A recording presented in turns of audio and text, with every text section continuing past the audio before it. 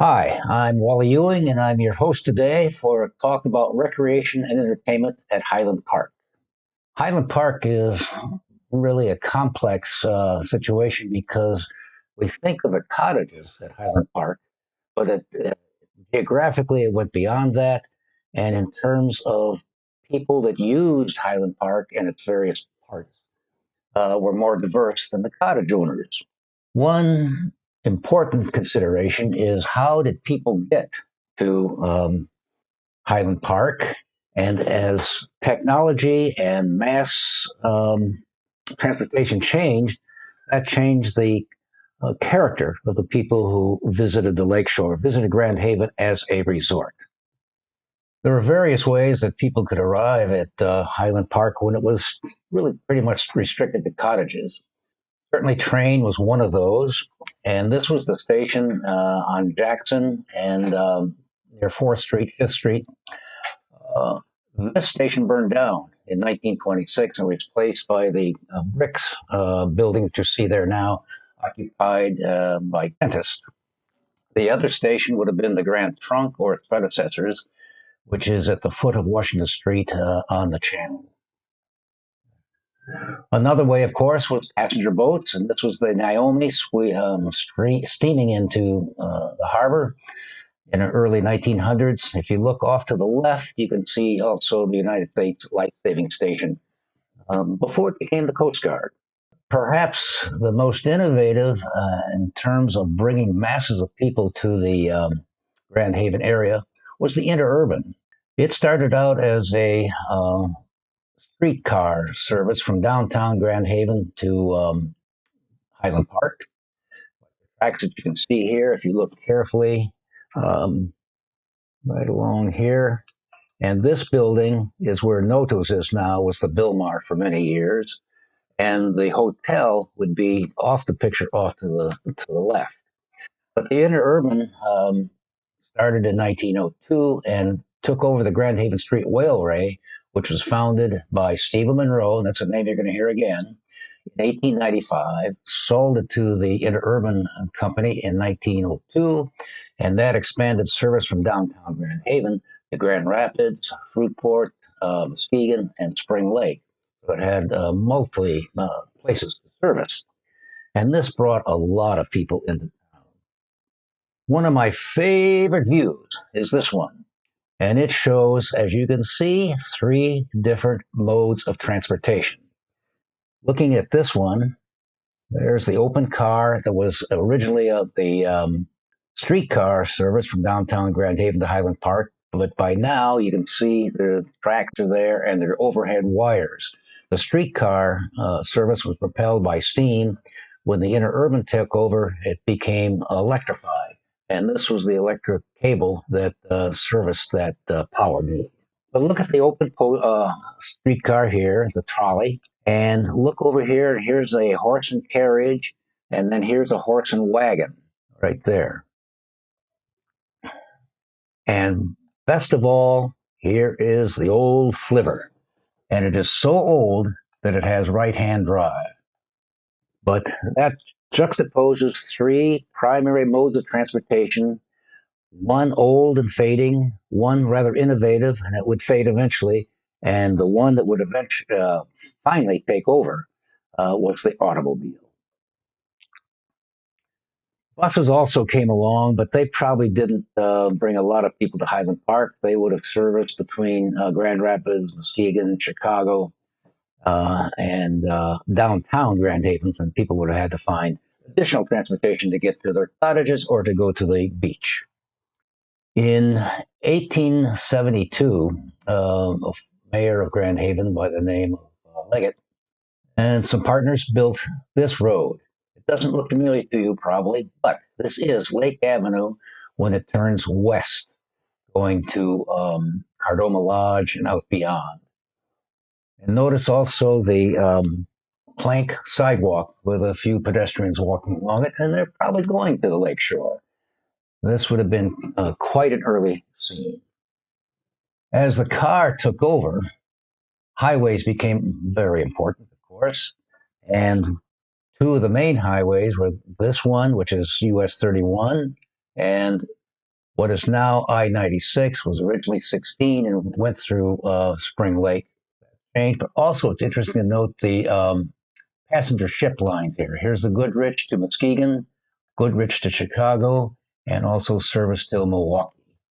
And that would give people a chance either for an overnight trip to Muskegon and that short run, or to go to their home or catch a train in Chicago and go somewhere else. But the highways became very important. So the cottage owners are there, and what can they do? One of the things they could do was to hold concerts in their homes. And this was a Grand Haven Tribune article in 1899 that announced that Mrs. Hopkins, Mary Hopkins, the wife of John, I believe, I've forgotten his name actually, not Mark, it's not Mark Hopkins. But anyhow, this is the wife, Mrs. Hopkins, and they had a place called Highland Castle, which the article refers to as Castle Cottage, in Highland Park. What they did was bring in a musician from Chicago, Professor Nikon. And according to this article, it was a grand artistical success. A local resident, Miss Mabel Edwards, delivered some fine pieces on the piano, among which was the Andante by Chopin. Special mention is made of the recitation delivered by Mr. Edwards of Chicago. His delightful and humorous pieces kept the audience in a continued roar of laughter. And then at the end of the article, it announces another concert. Saturday night, a concert will be given at the hotel, which would be the Highland Park Hotel, under the direction of the same musician. And some rare musical talent will be displayed. And that should tempt you. There's the name at the bottom, David and Mary Hopkins Cottage. That should tempt you to go there. A couple other things in this article that I think are fun.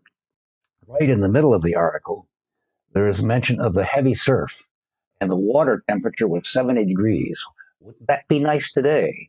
And it says, the bathing is fine. That's one vocabulary difference that you might notice, that people didn't go swimming then into the lake, they went bathing. And that's the common term what we would probably typically term as swimming. Going swimming today, they would say going bathing. The first cottage, the Highland Park Association was founded in 1886. The first cottage, Loch Hain, was built in the next year, 1887. And after that, cottages began to multiply. Around 1892, 1893, this fellow here, looking very dapper in his uniform, was Captain Jack Walker. He's often called Cap Walker, Captain Jack. His name actually was John Walker. He went by Jack. And he was born in England and came to Grand Haven in 1854. So he'd been in here quite a while. He was skipper of some of the commercial vessels that fishing that operated out of Grand Haven. Around 1892, 1893, he decided to take advantage of the people that were at Highland Park. They needed some things. For instance, they needed a place to perhaps change their bathing suit into the bathing suits, to buy snacks we like to buy today. And this is the building that he put up. And it's about where Bilmar was located, Notos is located today. And I don't know if he has a customer or who the young woman is, but they're having a conversation. And if you look behind him, you can see the assortment of good things that are available for purchase. He also had this building, if it looks slightly familiar, this is the building that eventually became Bilmar's and some other things in between. But you can see this is the bathing department. And I think that's Cap Walker standing behind the counter, because he did look dapper. He had suspenders and he always had a tie, in this case, a bow tie, and some people sitting around, perhaps waiting for somebody or just sitting and enjoying the sun and the atmosphere. Cap Walker took advantage of the waterfront, and he developed this slide and cable ride which would take people into the water. It's also significant to note that he had a place for boats to rent. People could go there to the beach to enjoy the beach, the water, and the thrill of going down the slide, or this, I believe, was a zip line that would carry people some distance. You saw the front of this building a minute ago with Cap Walker talking to somebody everybody. Here is another view of it from the lakeside. And people are there getting ice cream, snacks, whatever they might like. And you can see if you look upstairs that there were rooms up there. But notice the number of trees, the little poplar tree that provided shade and greenery right along the beach. And as you can see down below, this was a 1909 scene. And August, by the way, it says August Pavilion. In 1902, August bought out Cap Walker's real estate and businesses, and they were either called August Pavilion, as they were here, and often Bossiker's Pavilion, because that was his last name. He was German born and came to Grand Haven and did pretty well here. He worked for Cap Walker for a while. Here's another view. There's the same building that we just looked at behind here. And we're going to talk more about this building later. That was the dance hall. And you can see there was a ramp that went from the pavilion to the dance hall. And there were a lot of people on the beach. And look at what they wore. It was typical for men to have straw hats in the summer. Even the kids had caps of some kind. And the women and the men are dressed in suits, and the women have long dresses on for the most part. Quite different from today. They also had picnic tables at August Oscar's Pavilion in that area. Another thing that was innovative, notice the pier. We'll see more of that as we look at other views. But there are picnic tables there. As you can see, there are lines to people to hang up their wet towels, and they're there to have fun. That was part of the recreation offered at Highland Park. On the beach. Enjoy the sun just as we do today. Bossiker and Cap Walker had the slide. Also, if you notice this, there's a cart of some kind that was like a roller coaster. It would go down this and throw the occupants into the water to their delight. It looks as if there are parts of this missing on the pier, but I think that's just a faulty photograph. These people are not walking on air. They're walking on a platform of some kind, like this one. So this shows, again, people on the beach. We have a boat here, a canoe, that they could take out. And it was marvelous to have this pier, kind of like the South Pier. People could walk out on that. This wasn't as big as that and wasn't as sturdy. But they could walk out on that, dive off, jump off, or just, as these people are doing, walk out and enjoy the air. Swimming, just as it is today, or as they call it here, bathing. Enjoying the surf, going out in their swimsuits and just diving into the water and letting the waves toss them around. No different from what we do today. What a recreational activity they had, and this is what Grand Haven became well known for. This would be for day visitors, vacationers, and those families who had cottages in Highland Park that sometimes came for the season, 6, 8 weeks. A couple young women in the water and posing for the camera. And again, you can see the pier that Bosker built out here, put that up every year, and the buildings that we've seen behind. Look at the little one here in his or her outfit. And here's another view from the pier looking back at the pavilion. And again, the picnic shed here, and the people in water, and not as many people on the beach right here. So it must have been an off day. Another view, and this one will show more boats, but it's also interesting to look up here, just vaguely. It's not a high resolution photograph, but those are some of the Highland Park cottages there. And we're going to talk about this later, the boardwalk that connected those cottages. People could walk back and forth to visit one another. Here's an interesting photograph of people in full outfits, boats, rowboats at the ready. And look again, there's Cap Walker. So this is probably taken before 1902. And the only people that are dressed similar to what we might dress today, this fellow has a swimsuit on that looks more familiar to today. But most of the people have these heavy outfits on. And I think the color in these has been added, that it was probably a gray tone photograph with a little color added. Well, what else can you do on the beach but have fun? Build sandcastles. Here's a group of probably teenage girls who are building castles here. She's building something here. These two are just having fun. And in the background, there is the Interurban car again. This is a closed car. And you can see where it's hooked to the electric wire to give it power. And there are the tracks, and there are the cottages above it. And sometimes it's fun just to go down to the beach, as these women did at Highland Park, sit and enjoy the sun. And if the sun's too much, take a parasol and protect yourself from it. They didn't like to get too much sun. In BC, this is dated August 27th, 1911. Or go down and have some other hijinks fun. There's the fellow standing on his head and a woman behind this partition somewhere in Highland Park. Another great activity, they'd have to walk a little bit, but they could fish off that pier at Highland Park at Bossiger's Pavilion, or they could walk down to the South Pier and just look at all the cane pole fishing that was going on here. That was activity. Notice that the lighthouse tower was white at that time and that the catwalk was usable. And people then, as now, enjoy just wandering, meandering, going out to the end of the pier and back.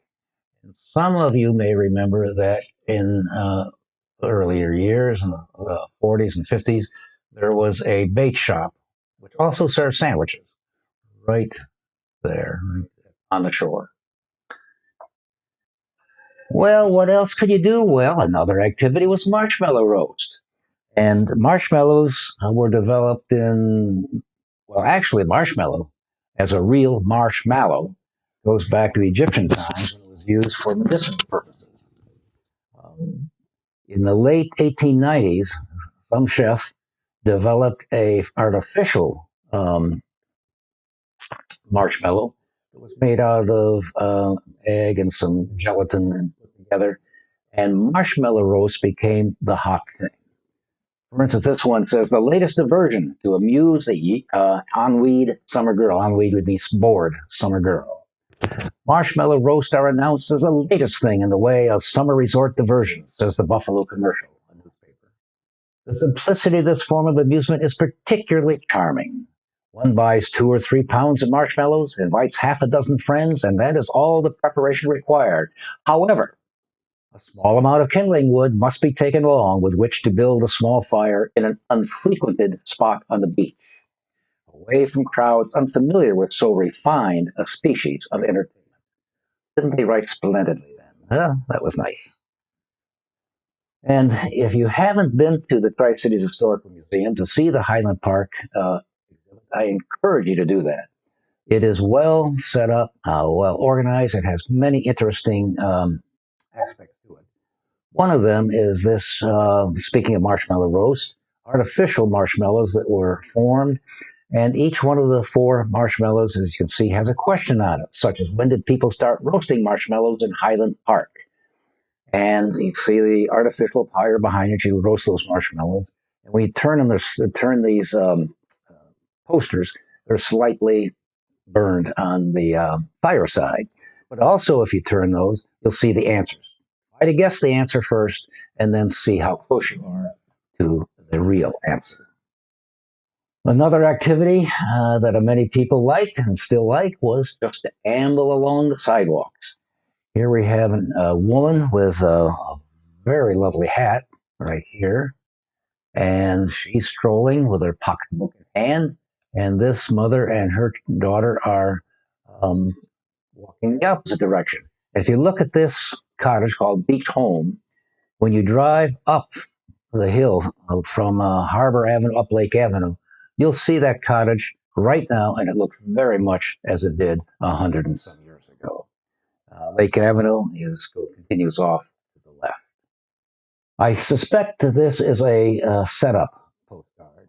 But anyhow, it says on the trail, Highland Park, with 2 youngsters dressed in a special outfit and looking a little bit bewildered by it all, actually.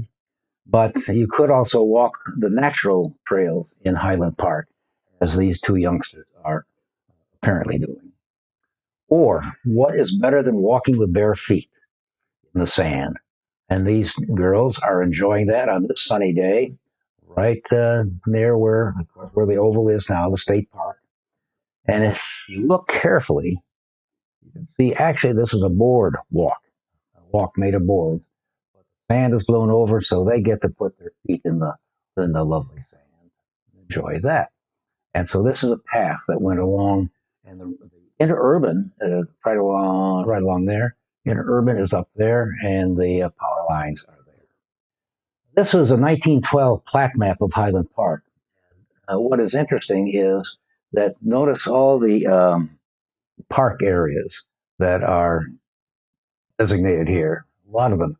Now, most of those areas have been turned into parking, which goes with park, I guess, but for a different purpose. And this is the hotel that became so well known, the Highland Park Hotel. This cottage was sitting there, it's still there. And there was a clubhouse site. I don't know about that. But we're going to take a look at the next picture. And there's the hotel with its big open veranda porch looking out over Lake Michigan. And this is what they called their beach here. And this area also, that's a fairly steep ridge, which would be much good as a beach. But this certainly was. And again, call your attention to the interurban tracks that ran right along there, and another pavilion where people could have a picnic. Here is a more contemporary photo, although this is 80 years old or 75 years old too. This is the open area right at the bottom of Highland Park residences, and this is where Bilmar restaurant was. At this time, it was a grocery store, and it was a grocery store for many years. This photograph is about 1946, so gives you some idea of the time, and a drinking fountain right there for the thirsty walker. Well, what summer is not complete without romance? And here's a kind of a starstruck young man watching his girlfriend play the banjo. And they're on a hammock somewhere in Highland Park in one of the cottages. And this photograph, by the way, is part of the exhibit at the Tri-Cities Historical Museum. So you'll see it on the wall in two forms. I would be really interested in knowing what book they were reading, but I can't read the title. So that remains a mystery. But they were clearly having a good time, just enjoying each other, and he was especially enjoying her music. This is the big stairway that went up to the Highland Park Hotel. Another form of recreation would be for people to simply to sit out and look at the lake in various forms of heavy surf, calm waters, something in between, and enjoy as the advertisements put it in those days, the salubrious air of Lake Michigan, the healthy benefit from that air. Another activity would be to go out to eat. And this was the restaurant at the Highland Park Hotel. These windows would be looking at the front. Lake Michigan would be out there. And you see we have our friendly wait staff ready to serve people when they come in. All the tables seem to be set up for foursomes, but I bet they could move tables together if they wanted to. Sometimes they had special occasions.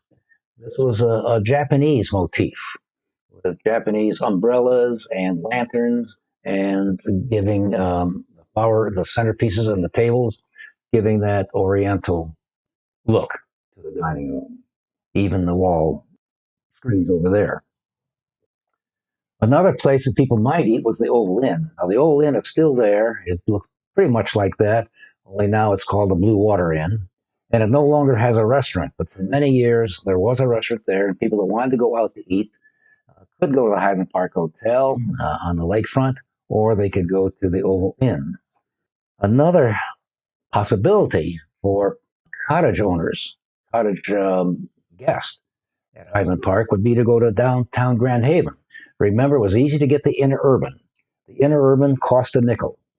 And it would take you from different stops along Highland Park along this route, which is now Harbor Drive, and take you to downtown Grand Haven, where you could, if you were so wished, go to Van Wessom's soda fountain. And this was the interior of Van Wessom's. Van Wessom's was located where the Copper Post is now, and that corner building. They get ice cream there and sodas, malted milks, and notice the probably penny candy that's lined up in the jars here.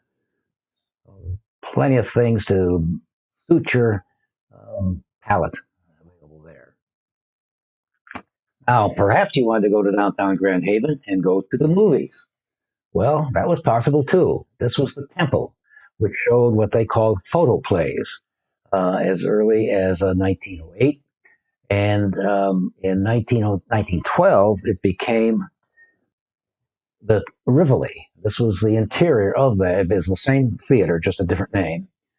This is the interior. And look at the number of seats. That's rather astonishing. And the depth of view, long and narrow.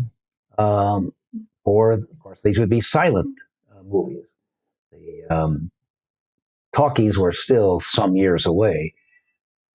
This building at 114 Washington burned down in 1922, and that ended that place as a movie theater. But then the Grand Theater came along a few years later, and the Robin Hood had actually come along even before this one burned down.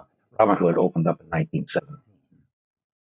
There was a cottage resident, the name of Thomas Otley, whose parents had come here. He was born in 1880. In fact, he was born on a boat as the boat was arriving in Grand Haven in 1880. And so he has that kind of mixed nativity, either Grand Haven or it might be called aboard a boat. I don't know. But there he was, and he came here. He enjoyed Highland Park. And in 1906, he formed a tennis group. He had a tennis court built, this one that we're looking at right now. A little hard to see, but there is a tennis net there, as you can see, stretched across, and it was built right in the woods.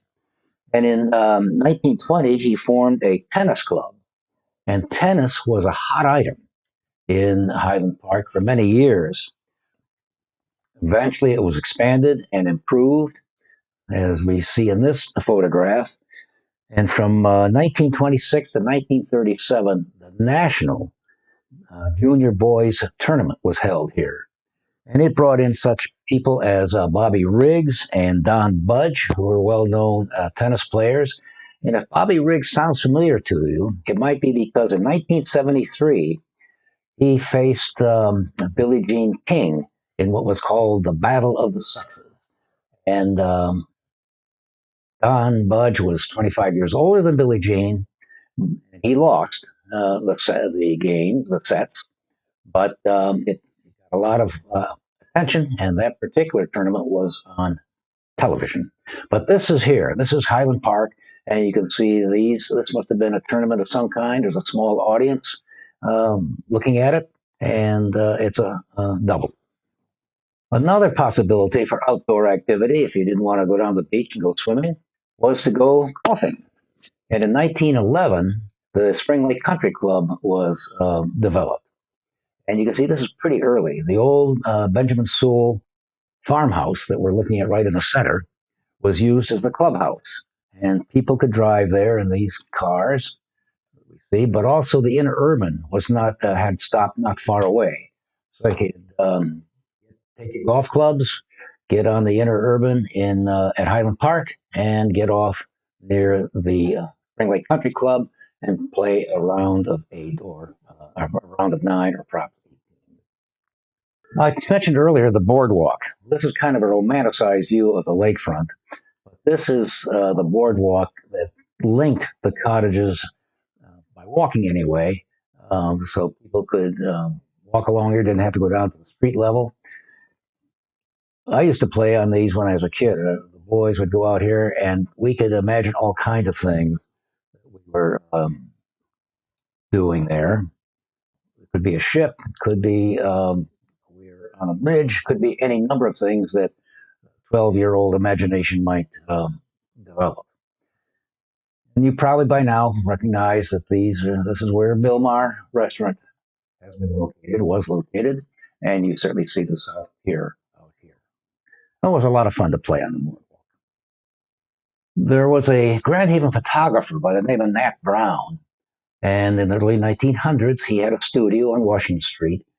But why he is particularly important is that he developed a way of taking aerial photographs from a kite. And that's what this is. And this, I like aerial views because it shows me so much and puts things in their place. Here, of course, is the Highland Park Hotel. There's the channel. And there is the life-saving building there.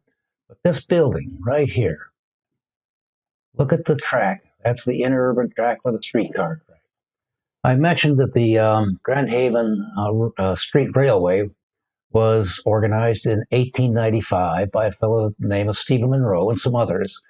Stephen was an entrepreneur, and he owned a lot of this land at the lakefront. And in 1895, he built a dance hall right here. We're going to see some other views of it in a minute. But there are also bathhouses, and he built a pier that went out here. It doesn't show in this particular picture. But in August 1902, part of that pier collapsed and threw some people into the water. And I guess in 2 cases, they brought suit against the railway for endangering their lives and got a small compensation. But more important is this. And right down here again is the buildings that house the Bilmar restaurant. Notice the boats for rent down here and the pier. Picnic table pavilion as well. All the cottages, or not all of the cottages, but a lot of the cottages were in Highland Park. Well, what happens to this building? Well, let's look at the next slide. Here's a view of it in more detail. This is the dance hall, and these were the bathhouses. And another view, but look at the X. That was not uncommon to mark the place for some reason or other. And let's just kind of eavesdrop on the message. It's sent to somebody a woman in Chicago, and it says, "Dear babe." I don't think that was slang. I think that was probably her nickname. "This is a delightfully old-fashioned town," meaning Grand Haven, "and I know we shall enjoy ourselves immensely. The building under the cross," the X he had marked, "is where we dance tomorrow night. All kinds of entertainment have been planned for us. Right, Edna?" That was a way to you can see the date up here, 1908. That was a way to communicate just as we might with email today. So around 1908, Stephen Monroe sold his buildings and to August Massacre, and August hired a fellow by the name of Philander in Grand Haven to move it.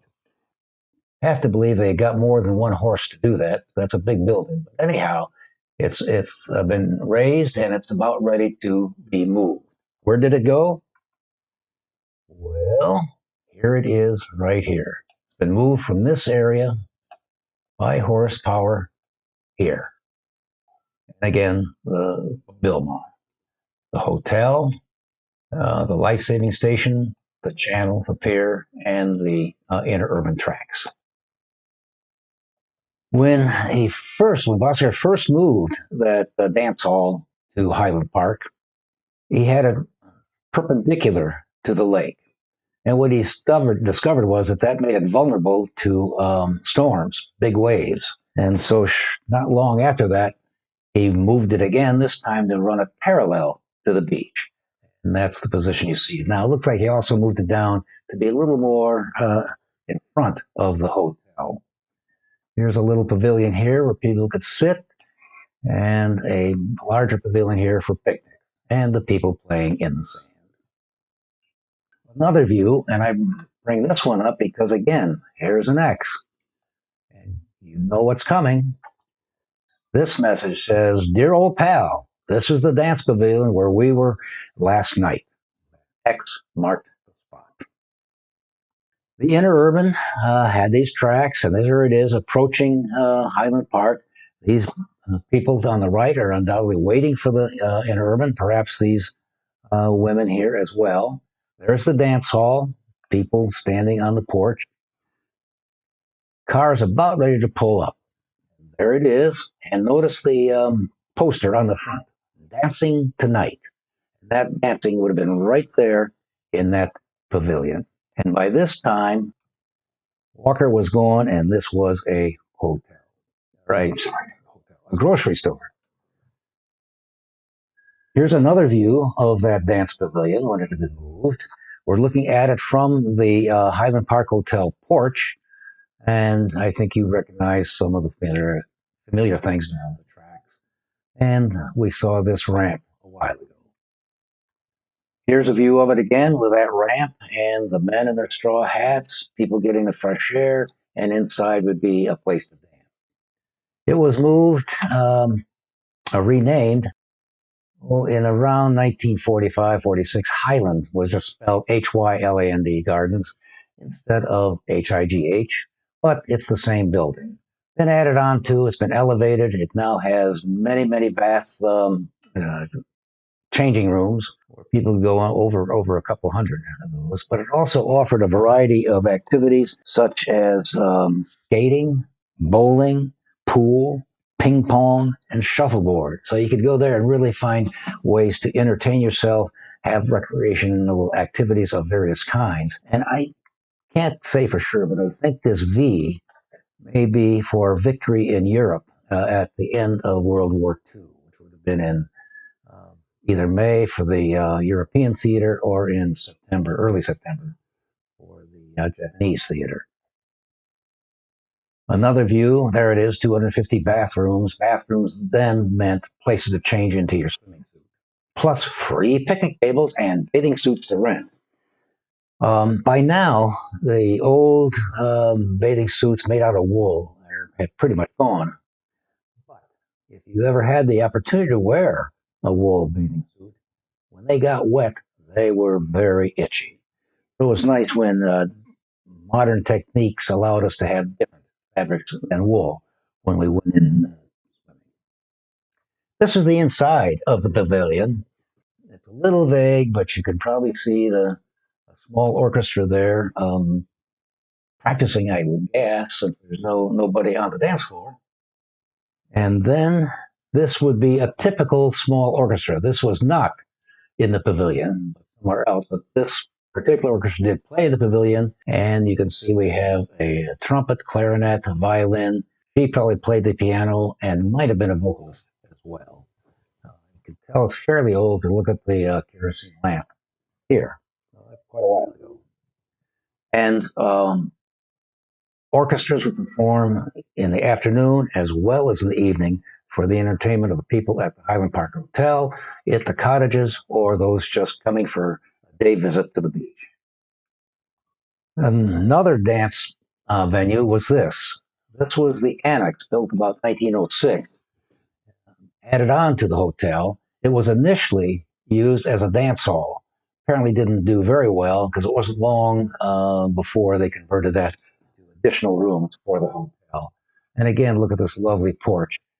The owners of the hotel like to claim that this hotel was just as good as the Grand Hotel on Mackinac Island.